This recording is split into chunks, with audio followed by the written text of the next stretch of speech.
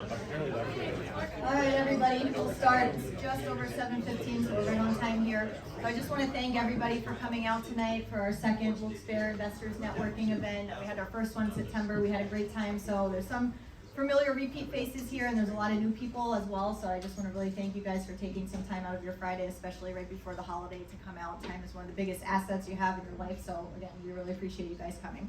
So Michael and I are going to be going through a case study of one of our 10-unit properties from start to finish, from direct mail campaign up until the refinance we did a couple months ago. And then we have a guest speaker, Joe, here.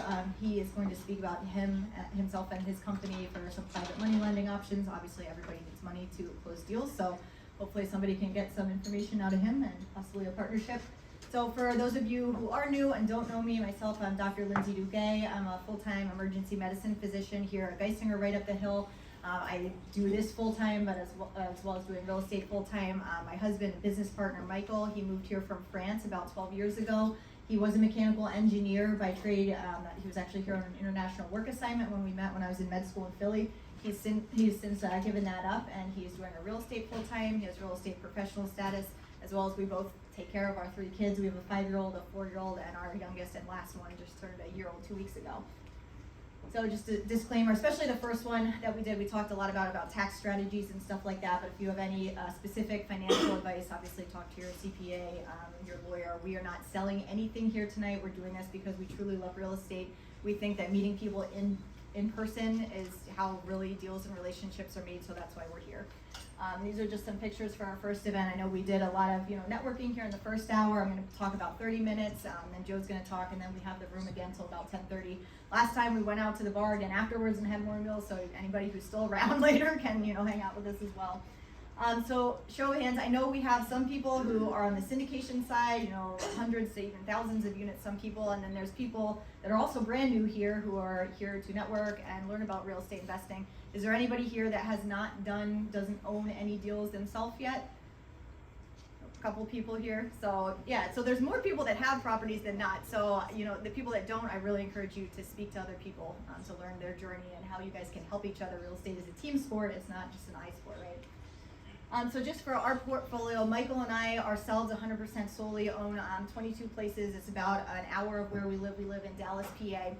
This is a combination of single family row homes. If you came to the first presentation, you saw some of the unfortunate pictures of our first properties that we bought sight on scene with the squatters and the pipes and everything like that we've rehabbed and still own. Then we have some lake houses, duplex quad, and then this is the 10-unit here that we're going to be talking about tonight. As well as we kind of reached a ceiling last year where we were doing everything ourselves, buying it, renting it, rehabbing it, everything. And we realized we were not going to scale the way we want, so we joined a mastermind. We now have multiple partners. We closed 2 JV deals. For those of you who don't know what a JV deal is, it's a joint venture deal, generally like 3 to 10 partners, smaller, but still can make a lot of money. This one's in Indianapolis. It's one of the highest income areas in Indianapolis, right downtown. We've already done a lot of value adds, and it's went up in value. As well as this 21 unit, it's right on the lake in Chicago. Our partner is amazing. He got out basically all the squatters in a month, and we're getting toward the end of the rehab, which is really, really great here. We've already, the tenant, the bar that has moved in, the brewery, is 3 times what we thought we were going to be on rent already per month, so that's phenomenal. And then on the larger syndication side, Michael and I are general partners on a couple deals. We have this 110 unit portfolio that we closed in South Carolina. I was a capital raiser. Michael's helping with some asset management on this. This was a LIHTC, which is low income housing tax credit. The big value add here is this was phasing out, so now we can move everything to market rents. It's really workforce housing, but we're making a lot of money on that, right? And then this one's actually closing next Thursday. It's a 212 unit portfolio in Kansas City. The person that built this about 20 years ago, he still owns it, kind of mom and pop type owner. This is in a really, really, really good area, so we're excited to close this. We're buying it for 18.4, and it just appraised at 21.4, so we're going in with almost $3 million in equity without doing anything to it, which is phenomenal. So you're the sum of the 5 people that you spend the most time with. Again, Michael and I reached the point last year where we cannot do this ourselves. So whether that's learning from somebody else, partnering with somebody, if you don't have the money, this is a team effort. So please talk to each other. They say success is 80% mindset and only 20% action. Last time we had Neil speak about mindset, which was phenomenal. And there's the quote, whether you think you can or you think you can't, you're right. So if you think this is hard, I can't do it, you're right. You're not going to be successful. If you think I can get through everything, you guys saw the pictures of the stuff that Michael and I dealt with on our smaller ones before. We're like, we're going to do this, we're going to get through, we're going to be successful, and you will. And what is your why? Everyone is here because they have some reason that they want to get into real estate investing, whether that's you hate your W-2, you want more passive income, you want more time with your family, whatever. So really, I challenge yourself to think about what is your why, because you are going to face tough moments in your real estate investing career, whether your appraisal came back lower, you have to evict tenants. If you don't have a strong why, you're less likely to be successful. So our why is our family, our free kids, freedom of time. I worked a lot to become a physician. I don't want to give that up completely. I do love patients, but I want to do it more on my terms, and financial freedom. So for those of you in the room who are just getting started, or maybe only have a couple units yourself, where do you start?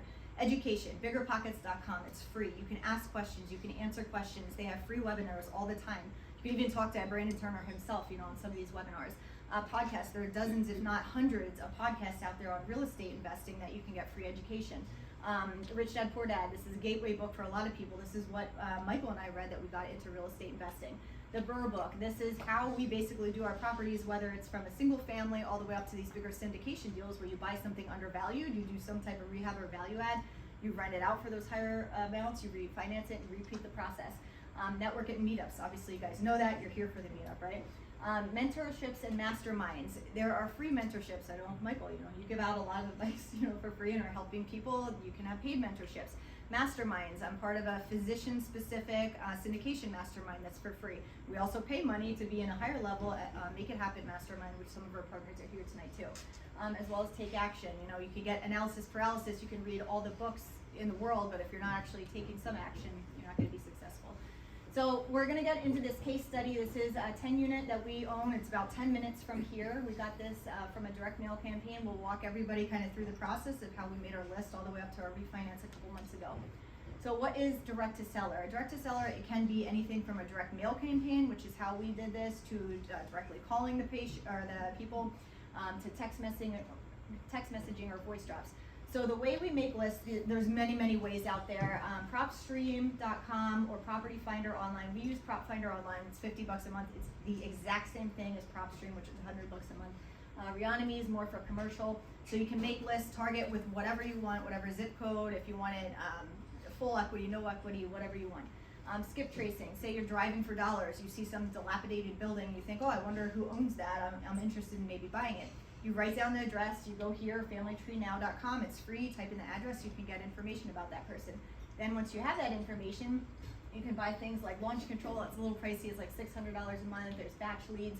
It actually is a third party that will put these lists together, send out automated text to the sellers, and you'll get hot leads back. Then there's cold calling and voice drops. You can have pre-recorded text or voice messages that get sent out to the sellers. It makes it look like a missed call on their phone. They listen to the voicemail and then they can contact you back, or you can do a combination of all these. So for this specific list, we sent out about 100 letters. This was in the summer of 2020. So we use, like I said, Prop Finder Online. When you log in, this is the screen that you're going to see. Up here in the corner, you can type in whatever city, zip code, whatever county you want, and then you hit the filter button.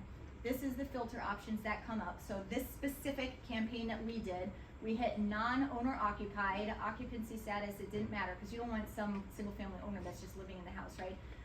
Property types, we are targeting commercial multifamily, 1 to 4 units, even if it's a quad, is still considered single family. 5+ units is commercial, it's evaluated different, it goes on the actual net income that you get. So then the next screen, MLS status, we picked off market, ownership information. We wanted mom and pop type owners for this specific campaign that we did. So you should be buying your real estate in an LLC. However, the people that we were targeting were not. This was in their individual names. We wanted them to own it for at least 10 years. So again, these are really kind of the older owners that have had it in their name for a while. And we wanted them to have almost full equity here. So we put 75% to 100%. So no mortgage, right? Just owned it full outright.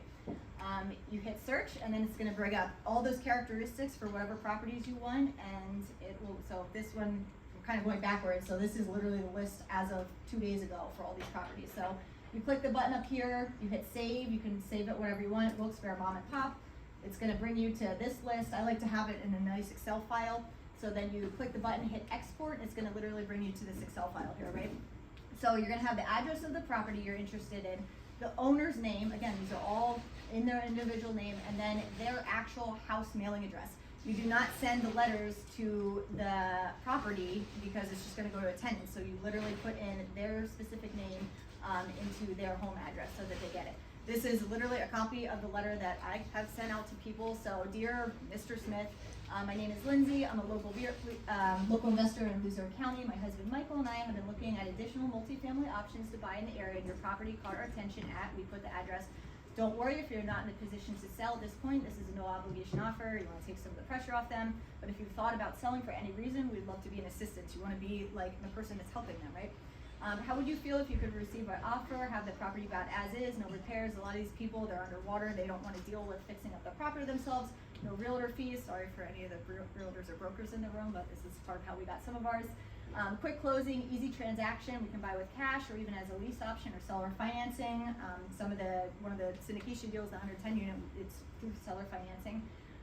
We keep your information private. We're not talking to tenants. And then you can call, text me, fill out this enclosed paper that we have, or fill out the form on DuguetEstates.com. We bought one lake house property from somebody who filled out the form online. I've actually never had anybody send this back. However, 99% of the people that contact me is through text or voicemail. And then I have these papers beside me so I can just fill out the information and give them a pretty quick offer. And I always put this on the bottom. Please save this information. Reach out in the future if your circumstances change and you do want to sell your property. So this is our daughter. She has to, give herself some work to live at her house. So her job was to put stamps on the envelope, and then our son actually stuffed the envelopes for us. So this was one of the pictures from one of our direct mail campaigns. But generally we send out about 80 to 150 letters. So we sent that out, like I said, early summer of 2020. And so this is Chuck. This is the guy that we bought the property from. He didn't answer until September. So some of these people, they don't answer right away. We heard from this guy months later. He basically said, hey, if you're interested in these buildings, I want to sell them, call back, we can talk about it. So we had some back and forth.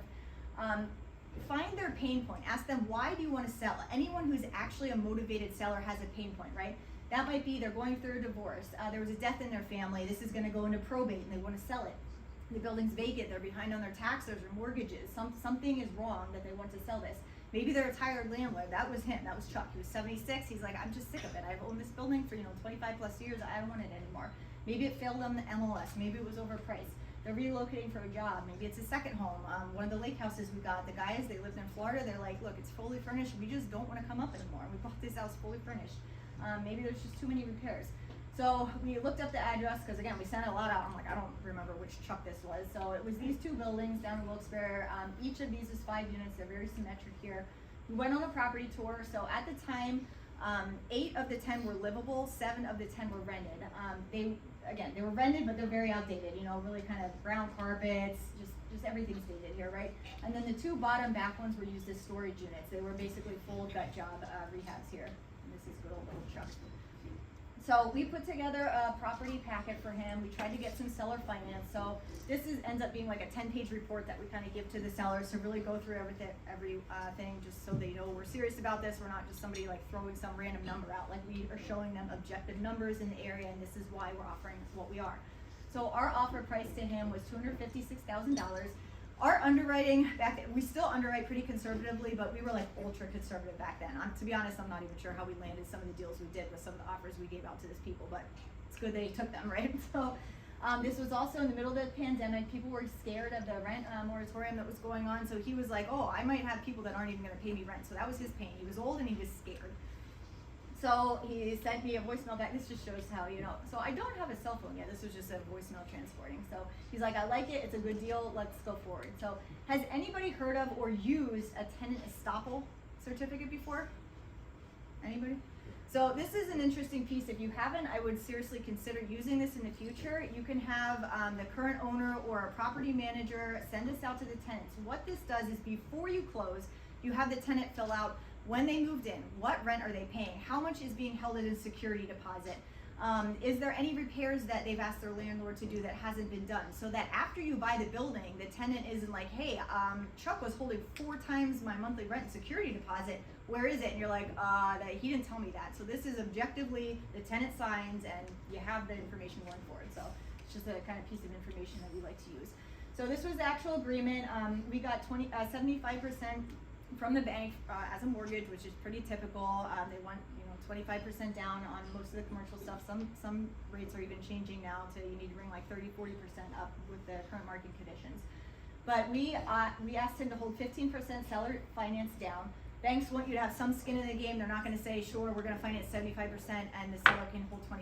They want you to have something. So our game plan was to bring 10% of our own money. Chuck holds 15% amortized over 20 years with a 24-month balloon at 5%. So we started to set up the inspection and everything, and then his son kind of started getting in his ear, and he's like, hey, stop over, let's talk about this so-called agreement. I'm 76, do you really think I should be basically holding any type of second mortgage? So we went back, we said, okay, just hold it for us for a month or 1 year so we can start doing some type of improvements to this, and then we can refinance it and give it back to you.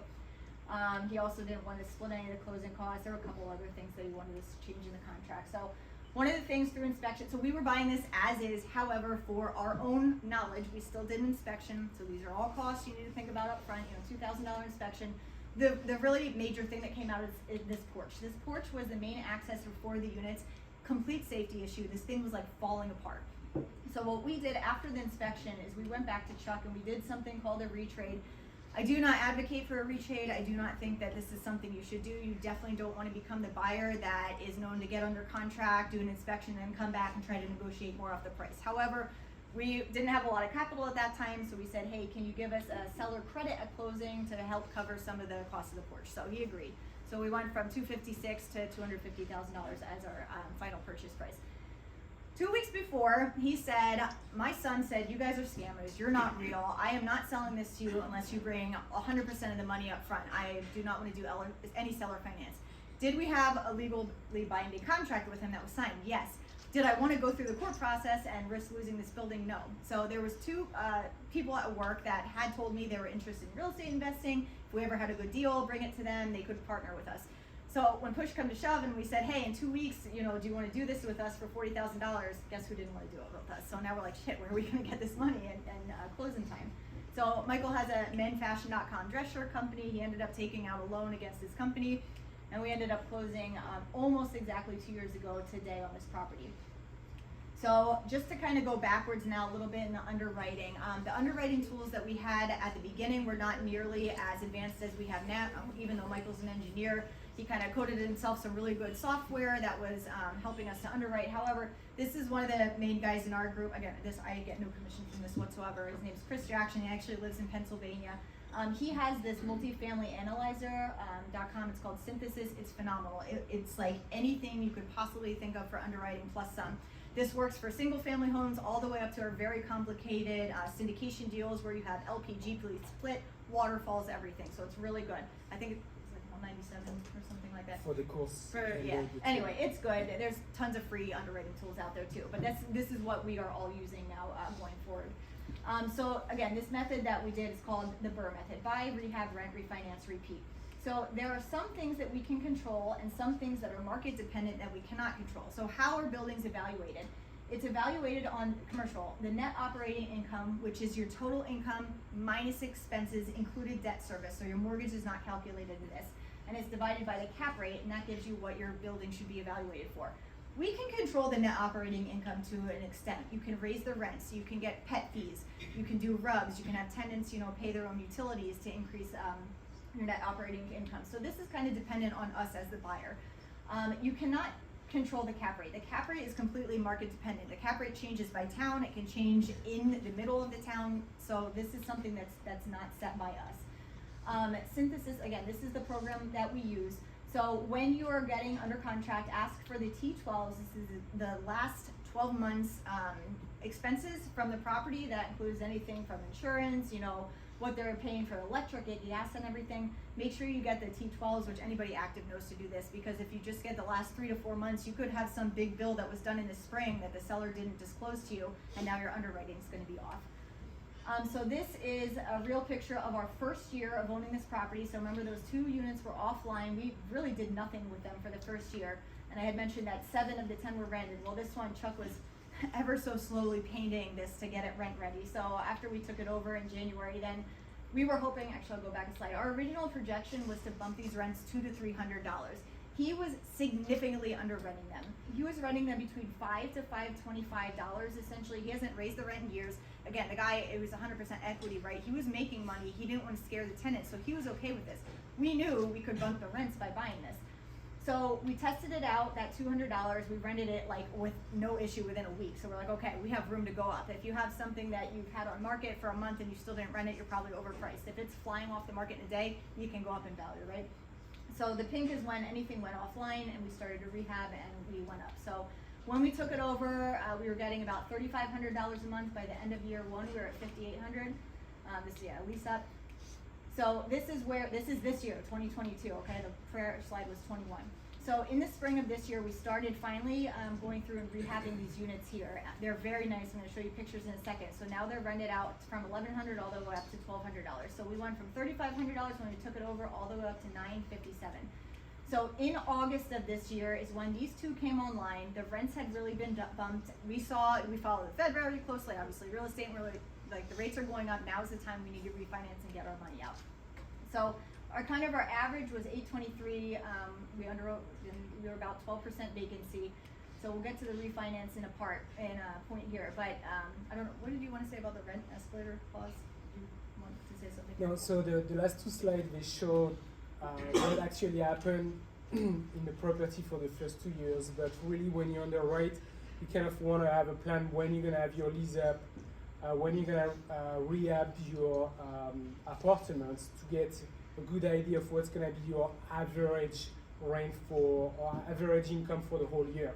So by doing that, we can backfill the P&L, the profit and loss document here, again for the underwriting, which this by knowing your schedule, you have a good idea of your rent escalation over time. So over the first few years, and you also have a good idea of the vacancy rates you're going to have during that period. So that's important factors when you want to fine-tune your income and expenses in the first few years as you're upgrading a property.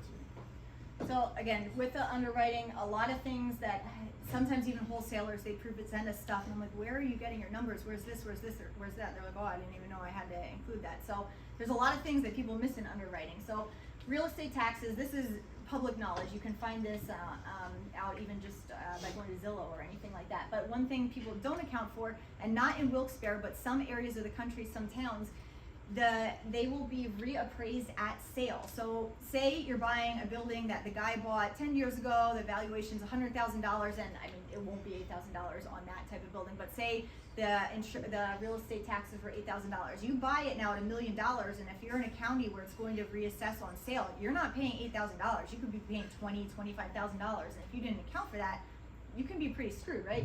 So you can call your tax assessment office. They might not tell you, hey, yeah, we're gonna be reappraising properties in a year, but they might say, yeah, we just did it a year ago, and you kind of know from the history they're not gonna do it for another 9 years. So just kind of something to think about.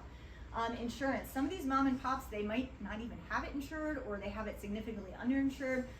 Whatever mortgage rate you're getting, you're gonna have to make sure that it's insured for that value. Work with mortgage broker or insurance brokers so that you can get the best deal. Contracted services, ask what are they paying for internet, all these little things, they really start to add up. Trash removal, electric and gas, a lot of these mom and pops, they will be paying the tenants electric and gas. Guess who's not gonna care if they are running their heat full blast with the windows open in winter if the landlord is paying for it, right? So ideally, if you're going to be doing some type of rehab, you wanna separate all the utilities so that the tenant has everything in their name. If you can't do that, you can implement something called RUBS, so you can get the bills and then charge that back to the tenant. So just another way of increasing your net operating income. Management fees, this is one thing I see even brokers, they will either not have a management fee on there or have it significantly undervalued for how much you're paying. We always underwrite for 10%. If you have a single family home, we've seen people paying like 15% for property management. On the flip side, if you have these bigger syndicated deals, you have 200 units under one roof, the property management fee is 2 to 3%, but it's something to make sure you have a property management fee in your underwriting, even if you are property managing it yourself, okay? Because when they appraise it too, the appraiser is gonna have a property management fee in there, so that could become a shock for some people. Repairs and maintenance. account for that. If you're buying a building that's 75 years old and they said, oh, I spent $500 in the last 12 months on repairs, they're either lying or they're a slumlord who's not actually fixing up the building. So try to account for that, right? Payroll, advertising, grounds management.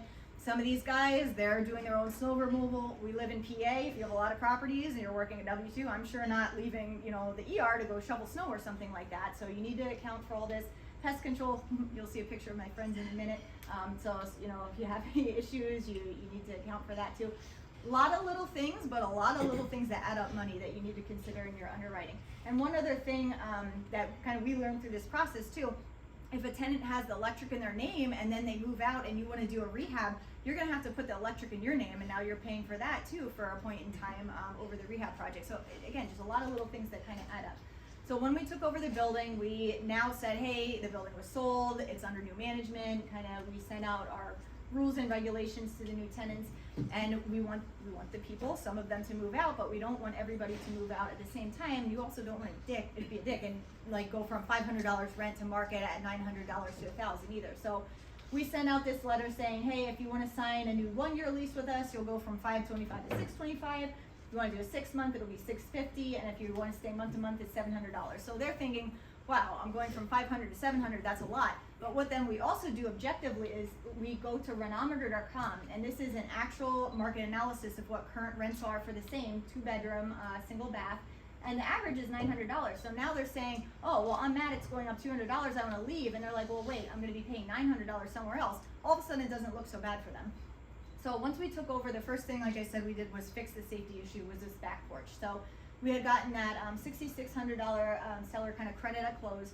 We started shopping around. The first quote, the guy said, we'll build you a brand new wooden porch for $45,000. So thanks, but no thanks. So Michael called the city of Wilkes-Barre and said, do you have any contractor recommendations for us? And they said, yeah, this guy's good. We used him. He did a brand new porch, like it's phenomenal, super safe now, and it was for $6,500. So basically exactly what we got on credit. So that was great. As the tenants started to move out, you know, we fixed up this very dated stuff into these much nicer, you know, everybody likes that gray and white color scheme right now, some laminate floors, painting the cabinets. We put washers and dryers in all the units too, which is a big sell for a lot of tenants. Repainted here, took out the old carpet, and then we started to bring these 2 offline units back online. So we heard before we even bought our first properties, with contractors, you can pick 2 of the 3, but you can't have all 3. You can have cheap, fast, or good. So at the beginning, because obviously we had the capital issue, we were going with cheap and good. So we were trading the fast part, so it was taking longer. So, and even Michael, he actually rehabbed some of these apartments himself. Had we had the knowledge to have partners and, you know, bring in some other money at the time, we could have went a lot faster. I mean, we still got this done in 18 months, so it's not bad, but I mean, we took these places, those last 2 looking like this to this. I mean, they look really, really good now. One other kind of learning point here, and this depends on the bank too, but the bank that we use, they will finance up to 100% of your rehab costs. When we got this under contract, our rehab costs from the contractor, who we didn't use, it ended up being an underestimate. So the bank basically financed 39% of what our rehab costs. Had we asked for more, they would have given more. So that's just kind of something to keep in mind. So the bank had financed $45,000 because that was our initial quote and what we had, you know, put in the contract. We ended up paying an additional $65,000 out of pocket, so we came in at $110,000 to rehab full gut jobs, going from this to that, and those 2 back to 2 apartments. the 2 apartments. Since that time, as anybody active here knows, material has exploded, the price of labor has exploded, getting labor is harder because people aren't working. So again, the initial quotes were really kind of underestimated here, but again, these are just before and after pictures. The apartments all look really, really nice now. So these are my friends. When we took over the building, we had some cockroach issues. I mean, I don't know, I read a quote one time, for every time these things grow a millimeter, it's basically a year. So this guy's been in the apartment for a couple years, right? So some of the tenants, well, all the tenants actually at the time, they were using tags on their trash bags. They would let the bags sit out overnight or even up to a week. There are some rodent issues. The tenants were lying, saying, oh, that's not my trash bag. So we had a lot of pest control come in. The building's like clean now. We got cameras in the building, and we ended up getting a dumpster out back too, just to kind of, again, dumpster at added cost, but it helps with the appearance of the property and everything. And the tenants are actually happy too. They don't have to deal with trash bag tags. this was very interesting. So as Michael and one of the contractors were changing some of the drop ceilings, literally what dropped out of the ceiling was a bunch of dirty underwear. So for whatever reason, the tenant that had been in this property before, I don't know if he was mad at Chuck or what, he was literally taking his underwear, wiping, and then putting dirty underwear up into the apartment building. So you never know what you're gonna see in rehab. We have not been lucky enough to find like wads of cash in walls. We find dirty underwear, so I don't know. We also, our property management, this one ourselves, so again, we have the cameras. One time at like 1 a.m., the motion detector went off and the tenants started calling Michael, freaking out, saying there's like 12-foot flames out of our dumpster. It had literally caught on fire. That was really fun that night. We had a tenant that we inherited with the building, so this came with the building that Chuck did, you know, it wasn't screened by us. We have very strict tenant like rules and everything to even get to move into the apartments. But this guy, he always paid, but he always paid very consistently 2 weeks late. Well, the second week of the month came and went, he didn't pay. Michael started calling him, it was going to voicemail, so Michael's like, huh. He typed his name in, and it turns out this guy was in North Carolina and was an active shooter in a comedy club. So this guy's not coming out of jail, right? Could we have went and taken his stuff, put it in the storage and just started renovating? Yes. Is that the legal way to do it? No. So, I mean, knock on wood, it won't be the last, but to date, this is the first and only tenant we actually had to evict, even though we knew he wasn't gonna obviously fight the process, but it's kind of a good learning experience just to see how that process worked too. So we bought this undervalued building, we rehabbed it, we rented it, now it's time for the refi. So we went to the bank, as of August when we did this refi, these are all the rents, so obviously nothing's at that $500 mark. You know, we were hoping the 200 to 300, we've well exceeded that. So we bought for $250, it ended up appraising at almost $800,000 at an 8% cap. This was 18 months after purchase, so we pulled out $310,000 on the rehab. The best part is we still own the building, we still cash flow $2,000 a month from this, so the tenants are still paying off the mortgage, and we got to reinvest all that money into other deals, right? So this is like the perfect burst. So this was literally, when was this? Oh, September, we got the check. So $10,000 went to like, you know, fees and everything, but this literally a $302,000 check in my hand. Do you know how many patients I had to see? How many thousands of patients to get that this year? It's like, take home after tax, you know, it's a lot. So the building, this is like literally the perfect burn, right? We have infinite returns on this. This is phenomenal. Again, we underwrote very conservatively. We haven't gotten quite this great of a deal to date, but you keep trying, you know, you keep talking to sellers and you might be able to get something like this. So again, this was at an 8% cap. So just so you can see, for every $100 increase in rent or whatever type of income you're getting at an 8% cap, this equals a $15,000 increase in the value of your building, because remember, commercial buildings are valued on your net operating income. So since August, we have increased because we did a couple more rehabs, a couple more rent bumps. So just since our appraisal, we have another $1,500 of income. So technically our building now, if we would try to do a refinance, is at $1 million instead of $770. Are we gonna refi right now? No, the rates are going up, but it just shows you like the power of increasing rents and everything. So some pros, you know, we bought this at a great price. We refied prior to the interest rates going up. The Fed's meeting again, I think, what, next week? I assume the rates are still gonna keep going up. It was really a great learning experience. Some cons, there was a lot of supply issues, contractor delays, you know, some pests and everything like that. And again, the main thing is we did all of this ourselves. If we worked with other people, had been in the mastermind, or, you know, we could have done this a little bit faster, a little bit different. So it's kind of a case study of our 110-unit burr here. So hopefully you got some type of education out of that. Now the next guy, Joe, you can come up and talk about some of your money lending options.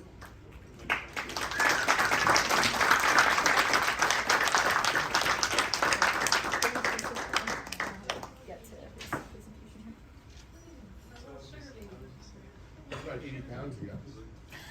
It's the first picture I saw. You shot, Yeah, I still haven't updated my look yet. So. The clicker, I don't know if you want to Is use this it. the clicker?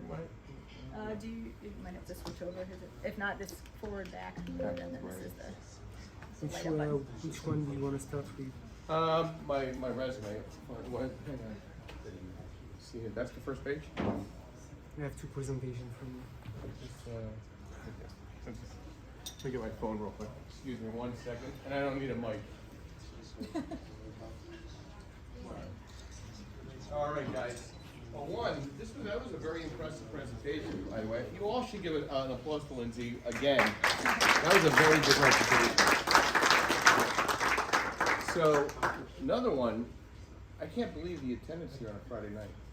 You know, you could have had 25 other things to do other than sitting here. So Thank you. you should congratulate yourselves to be here as well. You know, so it's very impressive. So I want to thank you all. One, to be engaged with and surrounded by people that are like-minded, which is always nice. But on a Friday night, very impressive. My name is Joe Scorese. I'm a regional development manager at Lending One, which is a division of Blackstone Capital. So if any of you had worked with Lending One prior to this past year, they weren't owned by Blackstone. So Blackstone Capital hired me, brought me in sometime around June of the previous year. I was in regional banking for close to 23 years in the commercial space, residential space, and they made an opportunity for me, and I said, yeah, this might be a good move to make. So I decided to accept the position with the intent that they were buying Lending One in October. I accepted the position. I've been traveling throughout the country. Some of you are connected with me, I think, in some way or another, Facebook, LinkedIn. So I was just down in Atlantic City. I'll be in Nashville next week. So I'm always meeting and greeting real estate professionals and investors. Right now is an unbelievable time. This is not a bad time. So I just want to make sure we're going to talk about all the positives, because negatives turn typically into positive if you stay positive in mindset. So I've been a licensed real estate agent since 1988. So some of you weren't even born.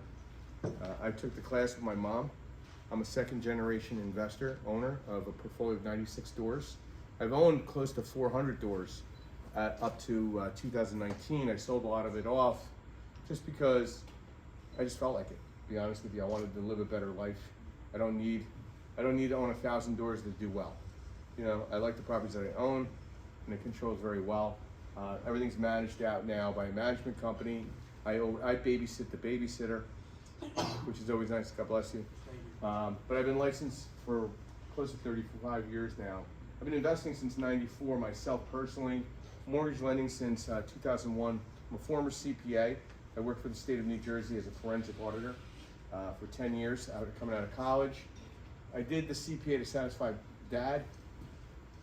Didn't really love it. I love lending, so I kind of gave up the CPA hat, kind of moved on to the lending space as of 2001. Graduate of Rutgers State University in Newark campus, accounting and economics degrees.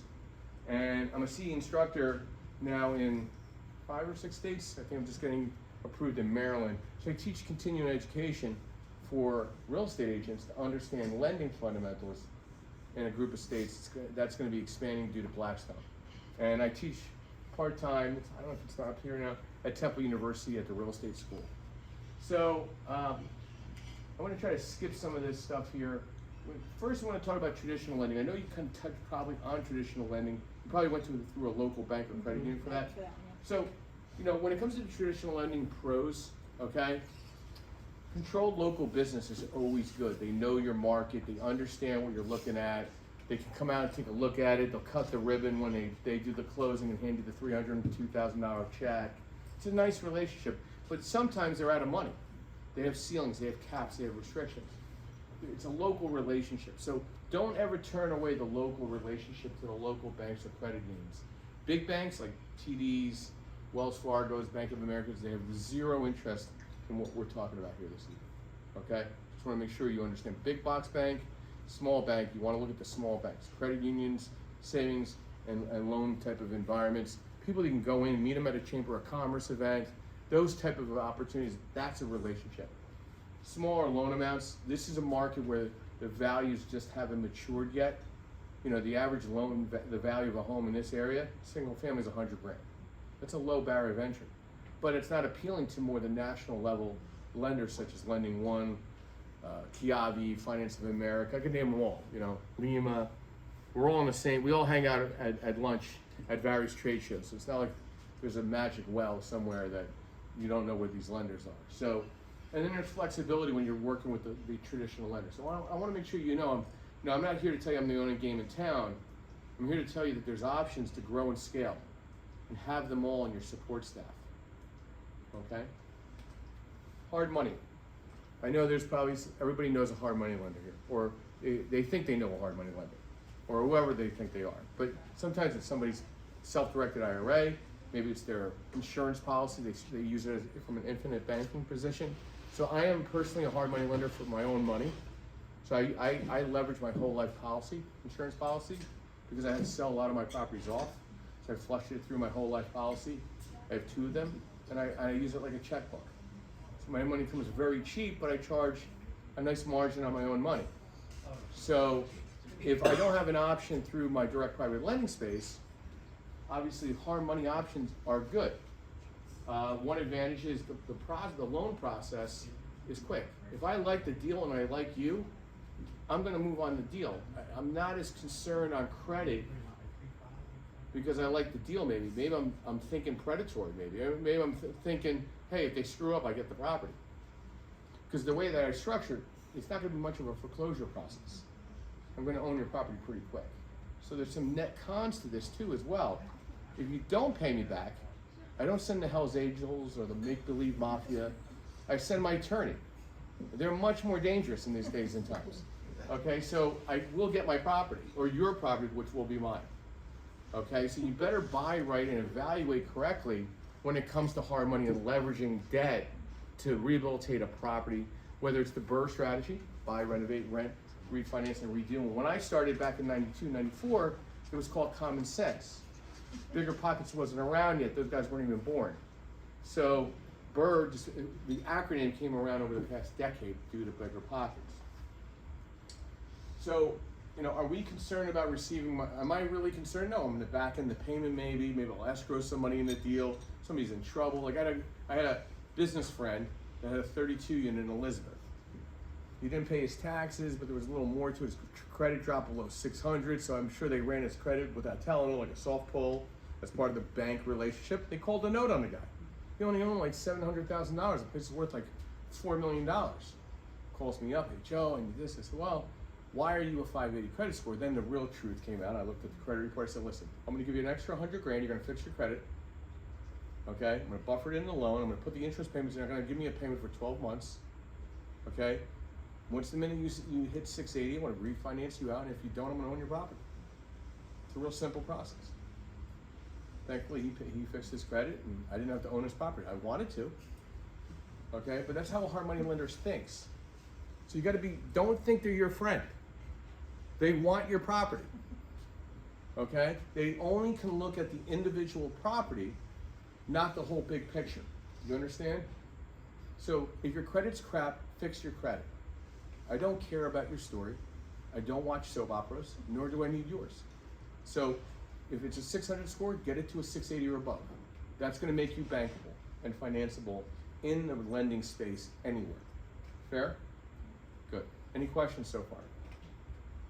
Now I'm doing this down and dirty so you guys don't fall asleep on me, okay? And 2, I got a 2-hour drive back eventually, so I got to stay awake as well. This workshop, this down and dirty, is actually a 2-hour presentation or an hour and a half presentation, which I provide to realtors. Who's a licensed realtor here? I'm very sorry. Okay. It gives you a license to nothing, really. But at the end of the day, most real estate agents don't have a clue on lending fundamentals. They depend on their broker to inform them or enlighten them of grand news from 10 years ago, okay? Thankfully, you guys are here, okay? But this is a class where I actually provide 3 credits CE. You're not getting that tonight, sorry. But if you ever want to schedule me to do a presentation for your real estate group, I'll bring in food, my cheery face and smile, and my personality, and then everybody will get a 3 credit CE. And I will not keep you there for 3 hours, I'm sorry, because I'm not that interested. Direct private lending. Who thinks they know what direct private lending here is? Come on, Jason, right? Follow me. You follow me around on Facebook all day. So, what do you think direct private lending is? Borrowing money off your friends, family. Direct private lending? No, but that's okay. Direct private lending is completely backed by hedge funds. It's non-QM lending. Okay? Non-QM, non-qualifying mortgage. Meaning you're not going to the bank, you're not going to a hard money lender, you're going to hedge funds and insurance-backed lending institutions that don't follow the same criteria as a bank. Technically, you don't have to be licensed to do loans in the direct private lending space. I am licensed, and I like my licenses. I have my banking licenses, I have my real estate licenses, I have my title, my insurance license, I have my driver's license. I don't want to lose any of them. Okay, I've had them all since 18 to 22 years old. I was a test taker. Okay, so I like my licenses, so I kept it. So I can do residential lending, but I don't love it. I love direct private lending. What I love about it, it's all hedge fund money. There's $10 trillion worth of hedge fund money allocated every year for the next 10 years.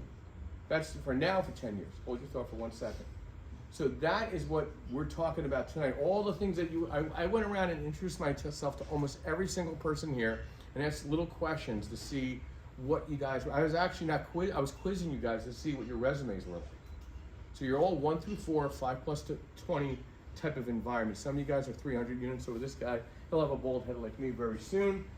Some of you are scaling up, but at the end of the day, they're all using direct private lending right now. Some of the bigger players are using Fannie Freddie, CMBS on the multifamily side, but a lot of them are coming to direct private lenders. Yes? So, all the non-QM products Yep. that are out there, you're saying that most of those are backed by hedge All of funds? them. All. All of them. And guess what? All the lenders in the direct private lending space, if you go to an expo, this is the size of it. Are they? Right here, this is the amount of direct private lenders Yeah. that are typically available. But keep going. So are they bundled? Like, are they putting them together in securities at all? Or Correct. Is it, they are. Yeah. They're doing. So it's like similar to. I mean, I don't really know what I'm talking about, but No, it's similar. you're to going in the right Fannie direction. Mae It type. is service, but it's servicing money because listen, the stock market was bloated by 40%. Obviously, you see the stock market just took another shellacking today for 300 points. Okay, they knew it was bloated. They knew they were 40% ahead of what the values were. Look at your 401k. It's a lot different looking. I moved all my money into Treasury, so I'm pretty good.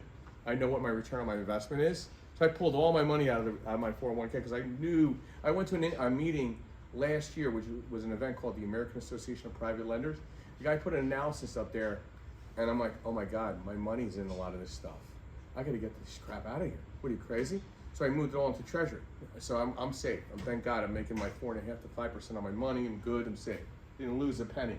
But they saw that, and they saw a huge opportunity over the next 30 to 40 years on making a lot of money, more than the stock market, with what?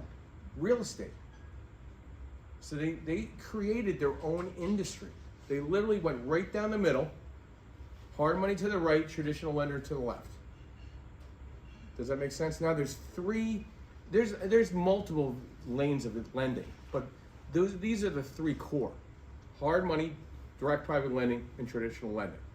I don't want to keep you on it too much, but like, how does the interest rate tie to that? Great question. You're actually helping me. Thank you guys.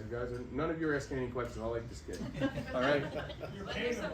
I gave him $5 on the way in. I thought it was enough. I thought he was the waiter. I gave him $5 on the way in. So basically, we're dead even with commercial lenders in the sense of the traditional banking space, and we're giving better fixed money. We're not predatory lenders because we're not looking at just one deal, and we're not giving somebody with a 600 credit score. Our minimum credit score in the direct private lending space overall in the entire industry is 660 and above. Anybody that's giving a loan to somebody below 660 is predatory. In my eyes, I said that at an event out in Ohio at the RIA convention, and I had these lenders flying up at me.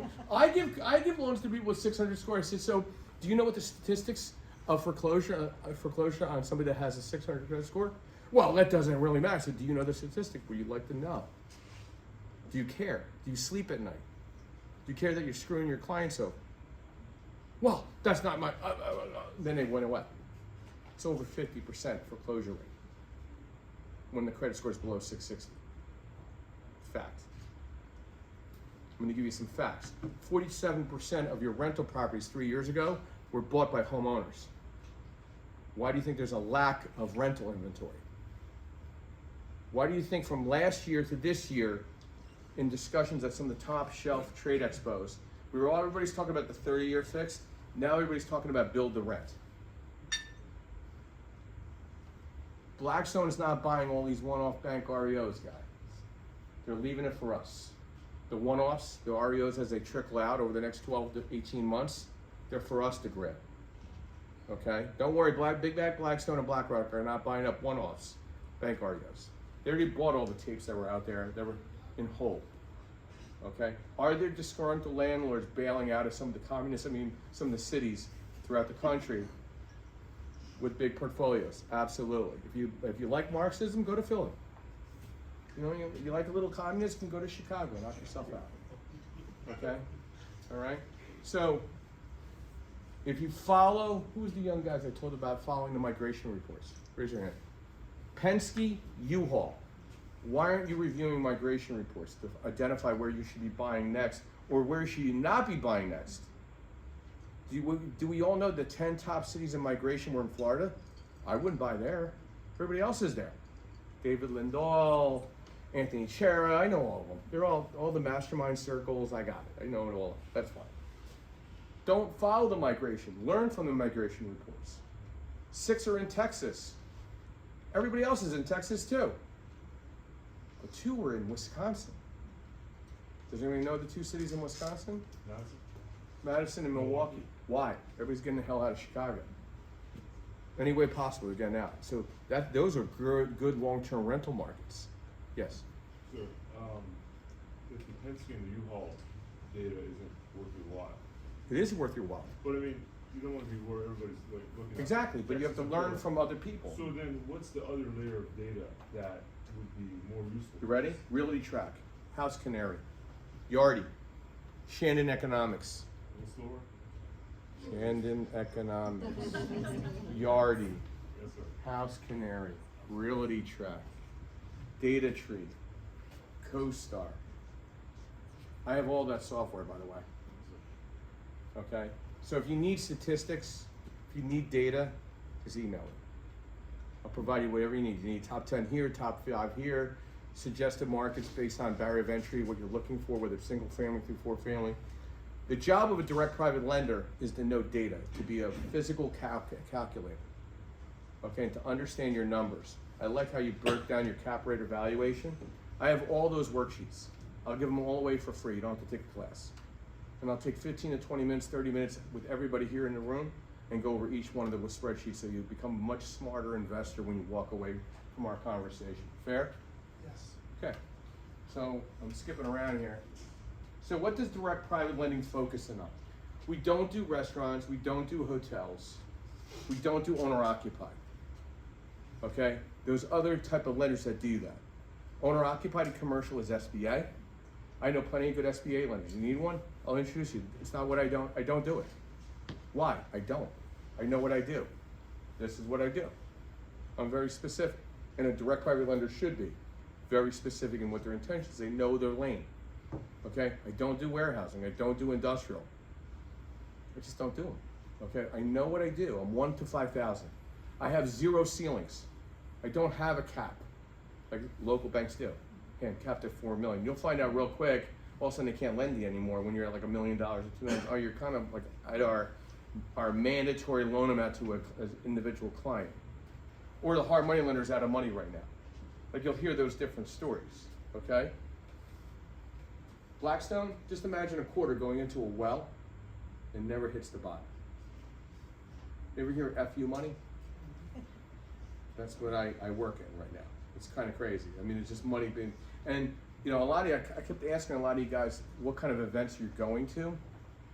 Shift your brain a little bit. Write this down. You're a good note taker. IMN.org, Information Management Network. That's the mastermind every one of you should be at. 5-star conference in Dallas, Texas in September.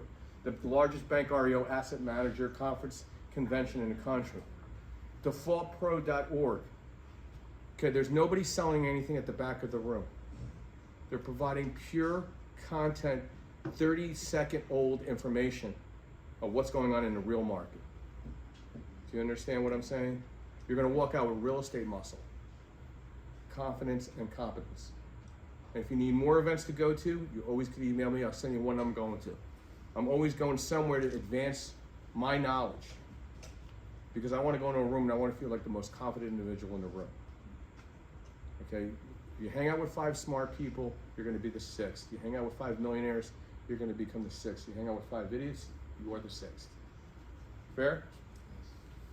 Rental loans, 30-year fixed, 5 or 10-1 interest only, that we also have we go up to 80% loan to value based on refinance cash out or rate and term, whether purchase or refi. But the interest only or the 5-1 or 10-1 ARM fixed options are all 30-year amortization. And none of them are a balloon because we're not a bank.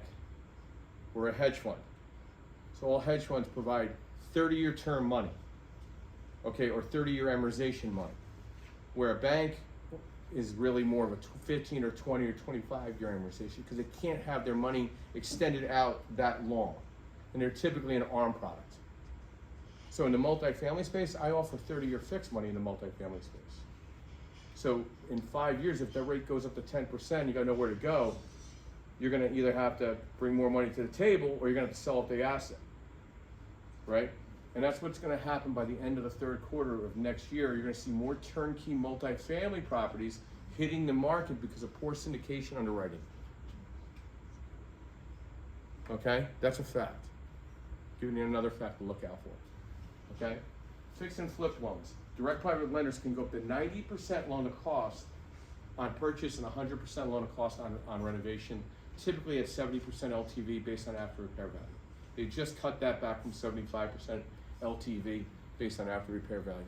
I've never bought an asset at more than 65% LTV based on after repair value in my entire career. But do I need to buy every property? No, I gotta buy one at a time. So I pencil harder. You all need to start penciling harder as well. Because you're losing a 12% average in value across the country as of this past month. 12%.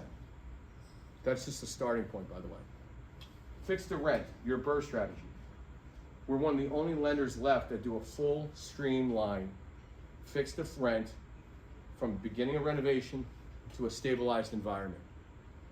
Okay, we just recertify the appraisal. We only need a 3-month seasoning once your renovations are done. You took 18 months, so you have plenty of seasoning on that product if you wanted to come to us, but 3 months is all we need. Big suggestion, and no lender will ever tell you this. If you're newer to rehab, keep your renovation costs below 50% of the purchase price. Do not do lopsided renovations. A little high gloss lipstick on a pig, a little mascara, a wig, throw it back on the stabilized environment. Leverage a home inspection on the front end with your contractor and a home inspection when last draw is supposed to be released to your contractor on the back end. So everybody keeps honest. Does everybody understand that? That's $800 spent on a single family through 4 family on BRRRR strategy. New construction, portfolio. That's for foreign national. We're capped at 70% LTV. Typically it's a 5, 7, or 10-1 ARM option with a 30-year amortization and or non-recourse lending. Doesn't mean that you just come with a pen and a stick figure. We do a full background, Nexus Lexus background bad boy check or bad girl check. I don't want to discriminate from men and women here. I don't want to get jacked up by somebody on the way out. So I am just Joe. I'm not he, him, or whatever. I'm just Joe. So just to make that clear. So on my LinkedIn, I'm just Joe. There's nothing else added to it. So you can tell where I fall. Okay. All right. So portfolio is also blanket loans, multiple properties at the same time. Do I want to do $50,000 loans up here in the Skook? No. 100 of them. Absolutely not. That's the land of make-believe, okay? My average value for a blanket loan is $120,000 value on the back end, stabilized, and my minimum loan size per door is $75,000. But I got all these great properties. Good, find somebody that wants to do that. That's just not me. And that's probably most of the direct private lenders out there. That's where the local banks step up the bat because the lower dollar amounts. This area is not really matured yet in values. It's getting there. But it's still, the appraisals are just really tough up here. They're brutal, really brutal to get a good appraisal. So you gotta buy right. You make money when you buy. So that's what portfolio loans are. I could also provide you a data tape and how to properly underwrite a blanket portfolio. Like right now, I'm underwriting a 527 property portfolio in Philadelphia. Okay, I'm actually gonna be involved with it. So I had to put together a data tape and get it underwritten. And I figured out what I can buy it at based on 70% LTV at a debt service of around 1.35. I want a little room. Even though I can go down to 1.15 and I'm telling you on, like in person, I'm able to go 1.2. I have some flexibility because I'm a regional development manager, so I have a little flexibility in making an exception if I feel comfortable with the client to the deal. Is that fair? Does everybody understand that? The standard is 1.2 on debt service coverage ratio, and one of the worksheets I will send to you if you would email me is the debt service coverage ratio worksheet we use at Lending One. So you could pay for all the mastermind events. Mine comes free. Okay, mine's real. Mine's what I use at Lending One. So I put everything in the forefront in working with you and giving back. And most direct private lenders are the same way. Okay? New construction. The only thing that I'm really looking at right now is I'm looking for anybody that has at least 2 new construction completions in the past 24 months. Meaning you had to own it, not your general contractor did one for somebody else. The owner has to have that experience. So it's very hard to identify, and that's where joint ventures and partnerships come into place when somebody has had the resume. Okay? So new construction requires experience right now. Today. It could change next year. It could change 2 years from now, but right now, I need to see a couple of tombstones that you personally have completed. If you're a licensed realtor and you represented somebody on new construction, that doesn't count. You're still a newbie. Yes? Scratching your ear? Okay. Blanket loans portfolio, same thing. Multifamily. You know, in the direct private lending space, most direct private lenders will go up to 50 units. After that, it's CMBS, Fannie, Freddie, FHA, or HUD options. There's 30-year fixed money out there, or there's 5, 7, or 10-1 options on a 30-year amortization. There's also interest only. I'm not a big fan of it, but it exists. Okay, it brings harsh reminders of 2006, 7, and 8. Who was around in the industry in 6, 7, and 8? No? You like kind of scared raising your hand. Were you born then, or were you there during the? Okay. Did you glue that beard on, and you're like only 21? Been here for a while. A while. Okay, so it was a bloodbath, especially up here. People were like upside down. Okay. We're very debt service oriented, bank statement loan oriented. We have non-recourse or recourse options. We also, for active rehabbers, now somebody that's done at least 3 transactions of rehab and completed them in the past 24 months, we actually have a revolving construction line of credit where we just peel off money based on the deal, where we leverage and we scale the origination down to like $2,500. Because my minimum origination as a direct lender, I'm not a broker, is $2,500. So lenders actually correspond with me, and I'm an account executive as well for loan brokers. So a lot of the loan brokers that you guys see at some of the local events, they actually broker to me. So I choose not to go to some of them, and then I choose to go to others just to see what's going on in the market, really. So that's why the industry is actually very small, and just imagine there's 100 direct private lenders, and there's 1 million brokers tying into the portals. Now all of you, if you email me, you bypass the broker, and you have a direct portal with me because I'm a direct private lender. So if you'd like a portal where you can run your scenarios, okay, without running credit. I'm not a credit pulling kind of guy. I pull it when you're ready to move forward. Okay, you pop a credit score in, our artificial intelligence will give you an immediate quote on leverage. Okay? I also provide unsecured business lines of credit for LLCs. So you need to have a 680 credit score or better. I can get you up to $200,000. It's enough dry powder to get into a couple deals. Okay? You look at the longevity of the LLC, we look at your credit score. I really prefer 680 and above.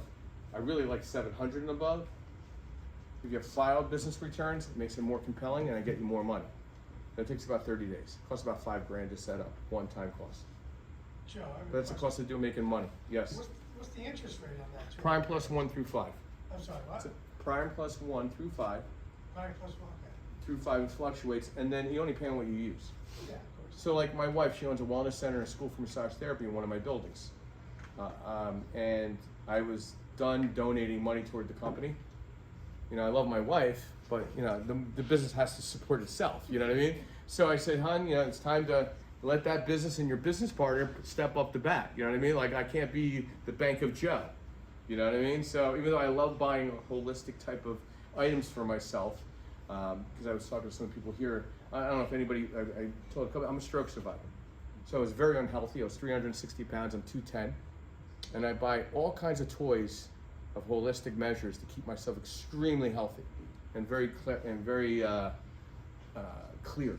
Okay, my intentions are clear. How I talk to people is very clear.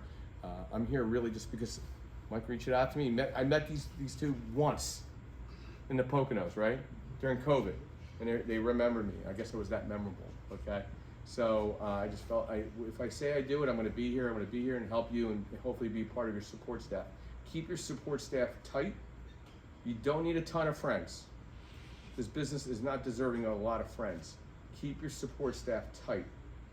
That's what I'm gonna tell you. I ran hundreds of properties and I let people get inside my head and rent free space. That's why I got sick, okay? I keep my social media strategist right there who's falling asleep in the corner, okay?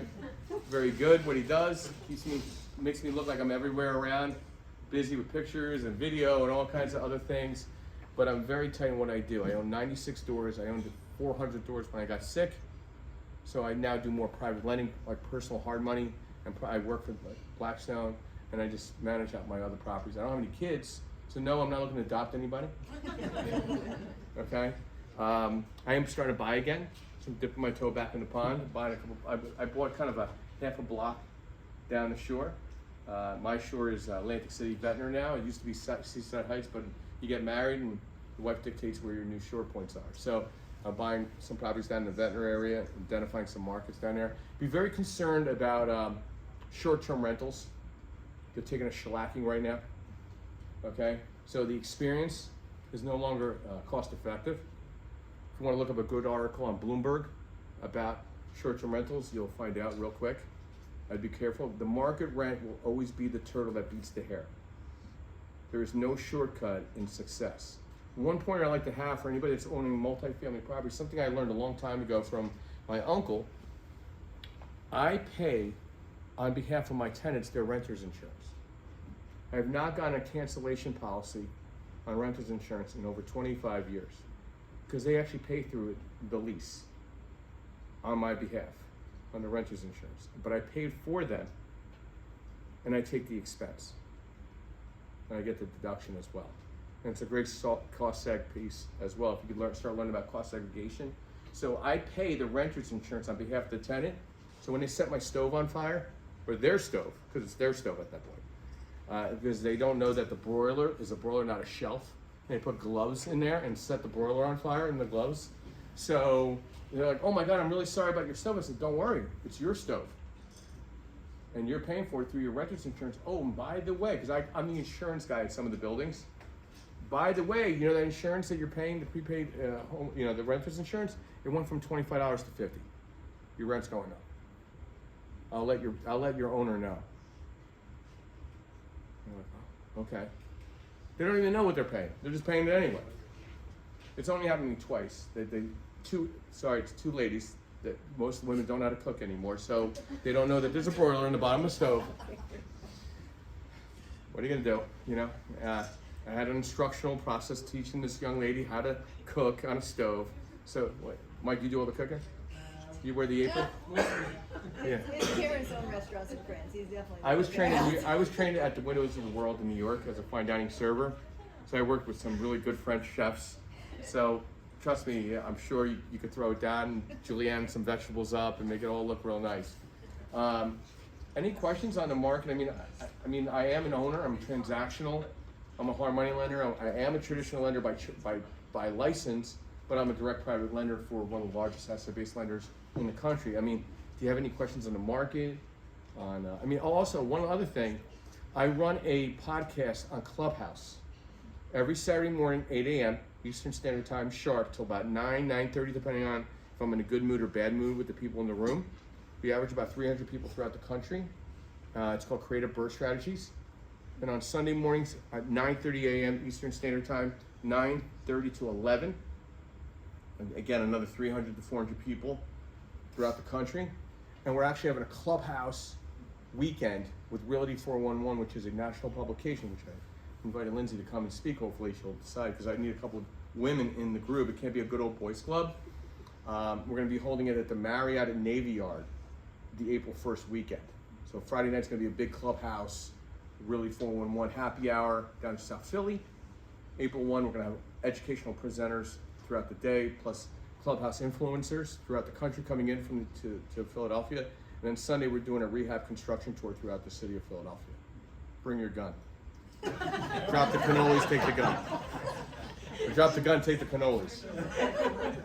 Any questions?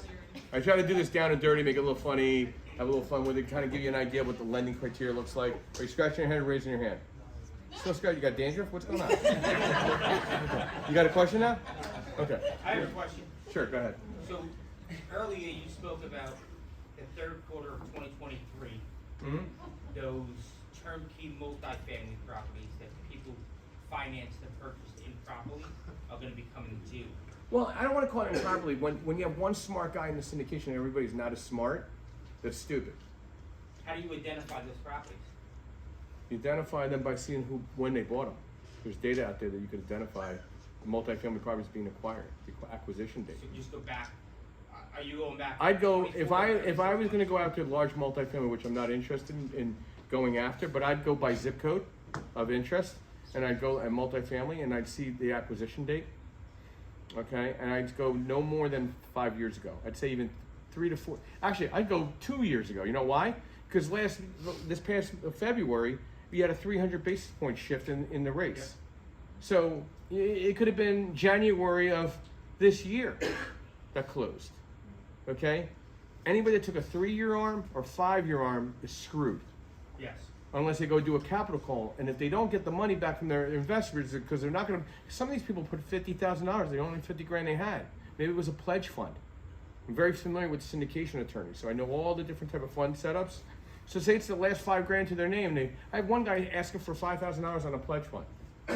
Like, can you imagine? Like that person's only $5,000 they put into this thing, and now somebody's asking for a capital call. Like that means they're never going to see that $5,000 again. Okay, so I'd watch out for those type of opportunities because a lot of people, just by basis point shift, they're just not going to have a home. Yes. Okay, with the cap rate compression, okay, and concerns, and now we're building out eat, work, and live environment communities. I'd be worried about multifamily buildings right now because they don't have the amenities that these bigger developers are putting out these eat, work, and live environments, okay, throughout the country. Not just in one area. And then follow the migration reports as well. Okay? And I do have statistical numbers on Clubhouse on those rooms where I usually hit certain, I throw some gems out that are given to me from Blackstone on a week-to-week basis. You want to get to events that you're getting real detailed information that's 30 minutes old. Some of these events I attend in the local areas and regional, they're like 3 months old. You want to stay current. Everybody should subscribe in this room, Mortgage News Daily, and sign up for the RSS feed. And you get updated every day at 4:30 Monday through Friday. Real content, real information that day. Fair? Any other questions? Thank you. Yes, sir. Thank you. You touched a little bit upon like how you don't like short-term rentals. What about like midterm rentals? Things like How are you going to get them out? You're in Philadelphia, midterm rental, they'll tell you to go scratch. How are you going to figure that out? Do you know the legal ramifications in the state of Pennsylvania? You're screwed. You're in a communist state. Keep going. How are you going to get them out? as far as like You're an eviction attorney, right? Are you an eviction attorney? Yeah. Yeah. Stay away from all that. All these new creative ways of doing short-term rental, okay? All you're doing is throwing a guillotine higher to hit your head and take it off. Because you can't get them out if they decide not to pay you. Do you know in Philadelphia just extended the scamdemic COVID memoriam another 18 months? Did anybody know that? Anybody buying in Philadelphia right now? Don't raise your hand. Oh, Justin. I'll give you a hug. Good luck, buddy. All right. So, like, these guys are, because you know what? The short-term rental workshops already sold out all their workshops. They got to come up with something new to sell you on. Okay? Get to an IMN event, and you'll find out really what's going on with short-term rentals. There's one lender in the whole room willing to do short-term rental at like 60-70% LTV. Why? Because if I over-leverage you, you're going to have to sell the property. Oh, I can always sell the property. That's not, you don't want to tell a lender that. I want to under leverage you so you're making debt service. So if I over leverage you, you're either going to foreclose or you're going to have to sell the property. That's not my exit strategy as a long-term, lender. I'm not a predatory lender. Remember we went over that, between the difference between hard money? I don't want your home. I want you to succeed and hold it for the next 30 years. I want you to be generational wealth for yourself. So I want to make sure you know that what you understand what the market rents are for every single unit that you own. Because the what if. Like those properties I'm buying down the shore, I am basing everything on market rent. If I do a vacation rental, it's gravy. But if my market rent supports my debt service, which is around 3.0 on each building I'm buying right now, who's the rocket scientist? Make sense? The turtle will always beat the hare in real estate. There is no shortcut in success. One last question. Like where down the shore are you talking about? Me, Ventnor. Where? Ventnor. Chelsea Heights, right near Stockton College. I won't call it Stockton University. There's only 3 universities that I believe in that were in New Jersey: Princeton, Seton Hall, and Rutgers, and I went to one of them. So the rest are still colleges in my mind. Anybody else? I want to thank everybody for their engagement, their questions. I'll stick around for a little bit. I want to thank Yardell for sleeping on the way up. Okay, it's my social media strategy. He does all my video work. He does all my graphic work. He does a lot of work for me. That's why he's tired. Okay, he's on payroll. Okay, and if anybody's around in Philadelphia next Friday night, 6 to 9, I'm having my own holiday party, giving back to people. We're gonna have wine, cheese, greasy meats. I'm bringing in junior cheesecakes. I won't be able to eat them, but you can enjoy them. Okay, and there will be massage therapy giveaways because my wife's a massage therapist. I'm very spoiled. Yes, I am. She'll be giving chair massage. There'll be chair masseuses there. There'll be gift certificates given away. There'll be some wellness treatments as well given away. 6 to 9, Philadelphia 4th and Vine. Please email me. I'll send you an invite. I'd love to see some of you there. Thank you. Have a great evening. Thank you so much.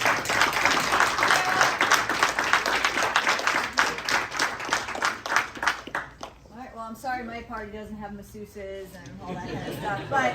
Yeah, listen, I had to get the second wife to get the masseuse. So I'm doing good. Second husband? Hey, he's the good first husband. That's it. Well, thank you everybody for coming. We still have the room, still can do some drinks and everything, so I hope you got some education out of this, and thank you so much, Jill. That was really great. Thank you. Thank you so much. Yes,